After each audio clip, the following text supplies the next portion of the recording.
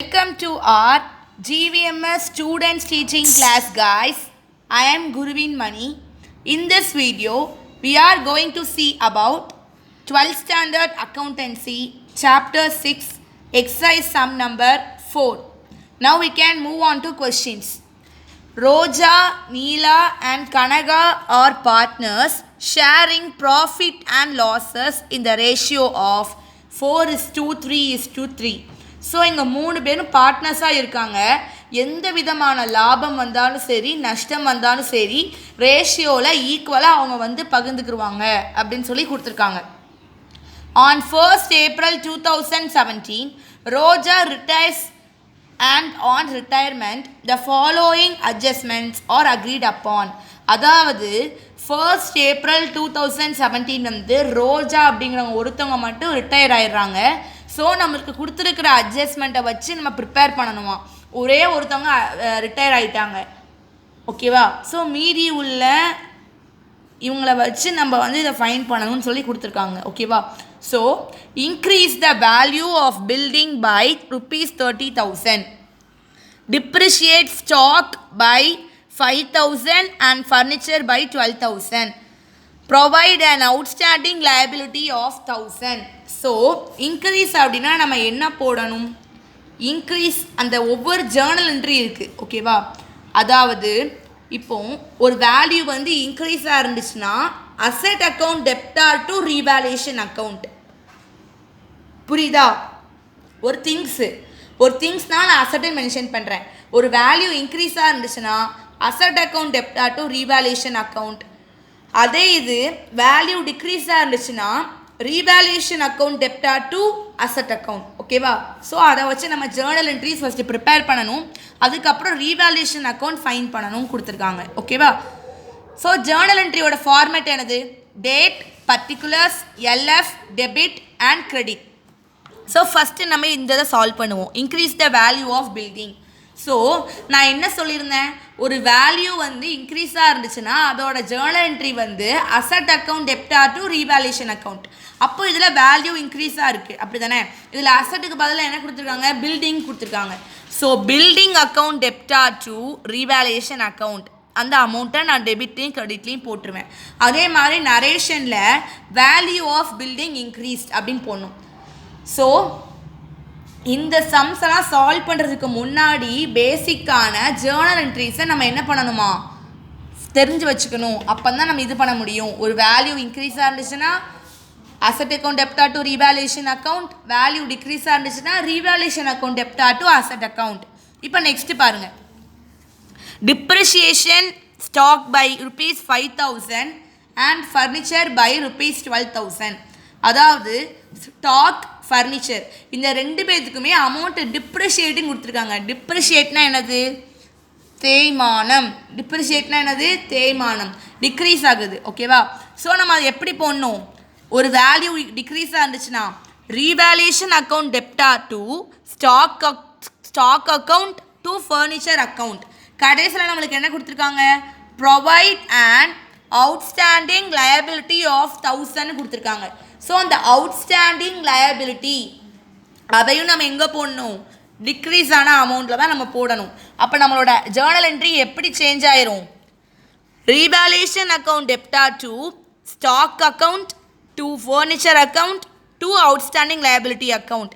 இது ஃபுல்லாக போட்டுட்டு தனித்தனியாக எழுதிடணும். ஸ்டாக் எவ்வளோ கொடுத்துருக்காங்க, 5,000, ஃபர்னிச்சருக்கு 12,000, outstanding லயபிலிட்டிக்கு 1,000.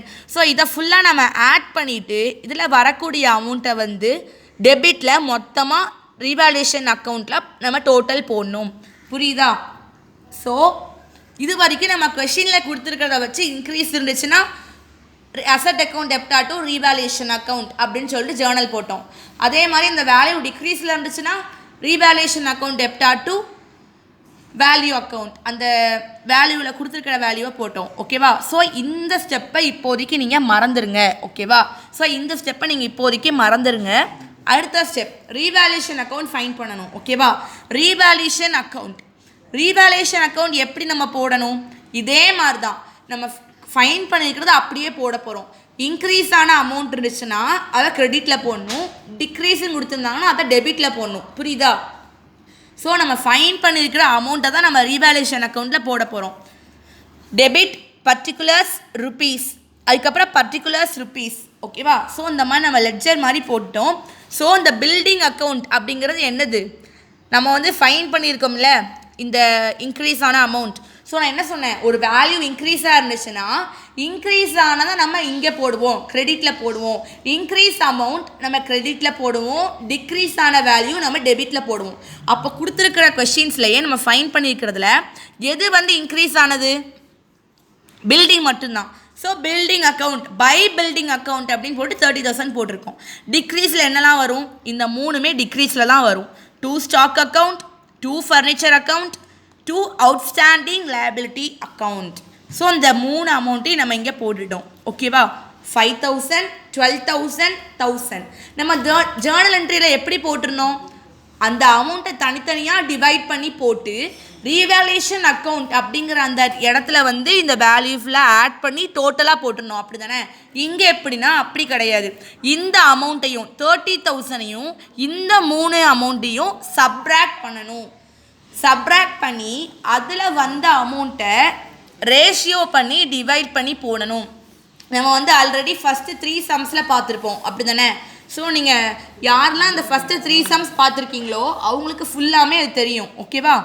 So to profit on revaluation account transfer to. ஏன் ப்ராஃபிட்னு கொடுத்துருக்காங்க? ஏன்னா டெபிட்டை விட கிரெடிட்டில் உள்ள அமௌண்ட் தான் எப்படி இருக்குது? இன்க்ரீஸாக இருக்குது. ஓகேவா? அப்போ கிரெடிட்டில் அமௌண்ட் இன்க்ரீஸாக இருந்துச்சுன்னா டெபிட்டில் டு ப்ராஃபிட் அக்கௌண்ட் அப்படின்னு வரும். சப்போஸ் டெபிட்டில் அமௌண்ட் அதிகமாக இருந்துச்சு அப்படின்னா கிரெடிட்டில் டு லாஸ் ஆன் ரீவேல்யூஷன் அப்படின்னு வரும். ஸோ நம்ம இந்த அமௌண்ட்டையும் சப்ராக்ட் பண்ணோன்னா நம்மளுக்கு 12,000 வரும். ஸோ இந்த 12,000 வச்சு தான் 3 பேரோட கேபிட்டல் அக்கௌண்ட்டையும் நம்ம ஃபைன் பண்ண போகிறோம். இப்போ 5th சாப்டரில் பார்த்தீங்கன்னா admission of a partner account அப்படின்னு வரும். அட்மிஷனில் வந்து நம்ம 2 பேருக்கு தான் ஃபைன் பண்ணுவோமே தவிர 3 பேருக்கு ஃபைன் பண்ண மாட்டோம். ஓகேவா? ஆனால் ரிட்டையர்மெண்ட் அண்ட் டெத் அதில் ரிட்டையர்மெண்ட்டை பொறுத்த வரைக்கும் 3 பேருக்கு நம்ம ஃபைன் பண்ணணும் ரீவேல்யூஷன் அக்கௌண்ட்டில். நல்லா புரிஞ்சுக்கோங்க. Roja's capital account, Neela's capital account, Kanaka's capital account போட்டுட்டோம். ஓகேவா? ஸோ இந்த 12,000 அப்படிங்கிறது எந்த அமௌண்ட்டுன்னு புரியுதா? இந்த 30,000ஐயும் இந்த அமௌண்ட்டையும் சப்ராக்ட் பண்ணி நம்மளுக்கு ஒரு அமௌண்ட் கிடச்சிருக்குல்ல இந்த 12,000. இந்த 12,000 வச்சு தான் நம்ம இந்த ரேஷியோவில் ஃபைன் பண்ண போகிறோம். 12,000 into 4/10. இந்த 10ங்கிறது எப்படி வந்துச்சு? 4 + 3 + 3. அப்போ ஆட் பண்ணோன்னா நம்மளுக்கு டோட்டலாக 10. ஓகேவா? ஸோ 4ங்கிறது யாரோட ரேஷியோ? ரோஜா. அதே மாதிரி 3ங்கிறது நீலாவோடது, இன்னொரு 3 வந்து கனகாவோடது. ஓகேவா? ஸோ இது மூலியமாக நம்ம வந்து டிவைட் பண்ணி போட போகிறோம். ரோஜாஸ் கேபிட்டல் அக்கௌண்ட் இந்த 12,000 into 4/10 எவ்வளோ? 4,800. நீங்கள் வந்து ரஃபாக சால்வ் பண்ணி வச்சுக்கோங்க. ஓகேவா? ஸோ ஃபார் எக்ஸாம்பிள் நான் ஒரே ஒரு இதை மட்டும் சால்வ் பண்ணுறேன். இப்போ பாருங்கள், 12,000 into 4/10. ஓகேவா? ஸோ இந்த 0 நம்ம கேன்சல் பண்ணோம்னா இங்கே நம்ம 12,000ஐயும் 4ஐயும் மல்டிப்ளை பண்ணுவோம். ஓகேவா? ஸோ நம்மளுக்கு வந்து இப்படி கிடைக்கும். புரியுதா நான் எப்படி பண்ணுறேன்னு சொல்லிட்டு? ஸோ இதில் எப்படி கொடுத்துருக்காங்கன்னா 12,000 into 4/10 கொடுத்துருக்காங்க. அப்போ நம்ம என்ன பண்ணணும்? 12,000 into இந்த இதுக்கு நம்ம ஃபைன் பண்ண போகிறோம். ஓகேவா? 4/10. அப்போ இந்த 0வும் இந்த 0வும் என்ன ஆயிரும்? கேன்சல் ஆயிரும். ஸோ இந்த 1,200ஐயும் இந்த 4ஐயும் நம்ம மல்டிப்ளை பண்ண போகிறோம். அப்போ மல்டிப்ளை பண்ணோன்னா நம்மளுக்கு என்ன வரும்? 0,0,0,8,4. ஸோ இதை நீங்கள் வச்சுருங்க. ஓகேவா? ஸோ அப்போ இங்கே எப்படி வரும்?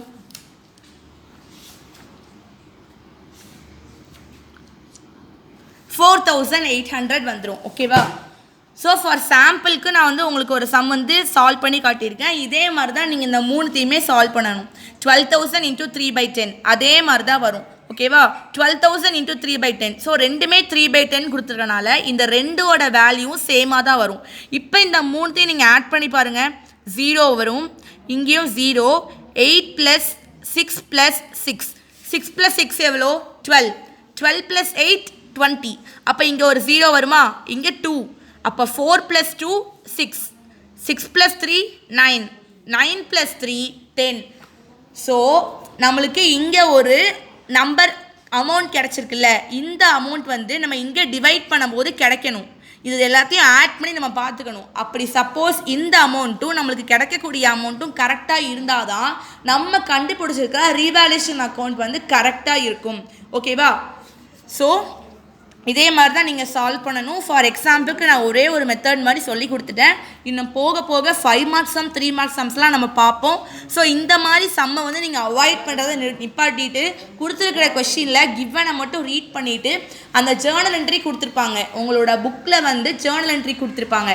ஒரு வேல்யூ இன்க்ரீஸாக இருந்துச்சுன்னா என்ன ஜேர்னல் என்ட்ரி வரும், டிக்ரீஸாக இருந்துச்சுன்னா என்ன ஜேர்னல் என்ட்ரி வரும், அசட்டுக்கு தனியாக கொடுத்துருப்பாங்க, லைபிலிட்டிக்கு தனியாக கொடுத்துருப்பாங்க, ஓல்டு ப்ராஃபிட் ஷேரிங் ரேஷியோக்கு தனியாக கொடுத்துருப்பாங்க, அதே மாதிரி நியூ ப்ராஃபிட் ஷேரிங் ரேஷியோக்கும் தனியாக கொடுத்துருப்பாங்க. ஓகேவா? ஸோ அந்த ஜேர்னல் என்ட்ரியை ஃபுல்லாக படித்து வச்சுக்கோங்க. ரீவேல்யூஷன் அக்கௌண்ட்டுக்கு எப்படி போட்டிருக்கோம், இன்க்ரீஸில் உள்ள அமௌண்ட்னா நம்ம வந்து கிரெடிட்டில் போடுவோம், டிக்ரீஸ் ஆன அமௌண்ட் வந்து டெபிட்டில் போடுவோம். இந்த 2 அமௌண்ட்டையும் சப்ராக்ட் பண்ணி நம்ம இங்கே போட்டிருக்கோம். இதே அமௌண்ட் வந்து இது எல்லாத்தையும் ஆட் பண்ணும்போது வரணும் அப்படின்னு சொல்லிட்டு நம்மளே ஒரு மைண்ட் கால்குலேஷனில் பண்ணி வச்சுக்கணும். Okay students, I think you had understood this video. If you have any doubt, you can surely comment in our YouTube channel GVMS Students Teaching, and you can receive the knowledge through it. And I request you all the students to work out these sums, and after that you can solve this problem in the examination in a correct way. Thank you for watching.